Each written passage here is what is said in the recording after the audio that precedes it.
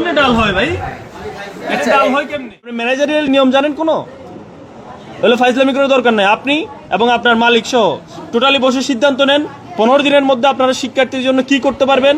এটা মানুষের মুখে মুখে হয়ে যেতে হবে। সূর্য হোসেন হলের ক্যাফেটেরিয়া ভালো হয়েছে, 15 দিনের মধ্যে যেতে হবে। কোনো নো এক্সকিউজ, কোনো কথা শোনা হবে না। এবং 42 বছর ধরে থাকার খেসারত তোমাদের দিতে হবে। তোমরা ভাড়া পর্যন্ত দাও না মিয়া, ফাইজলামি করো। তোমার কিন্তু বেচা কিনেই নাই, তুমি ভাড়া দিবে কেমনে? স্টুডেন্ট না আসলে তোমার বিক্রি হয় কিভাবে? এই যে ডাকসুর যে নির্বাচিত বডি, বিভিন্ন হলে যারা নেতৃবৃন্দ রয়েছে, এই ডাকসুর যে নেতৃবৃন্দ তারা যে প্রতিবাদ করছে, এটিকে আমি স্বাগতম জানাই। একইভাবে আমি হলের ক্যান্টিনগুলোতে যারা নির্বাচিত প্রার্থী তারা বিভিন্ন ধরনের জরিমানা করছে, কিন্তু এই জরিমানাটা করা উচিত হচ্ছে না।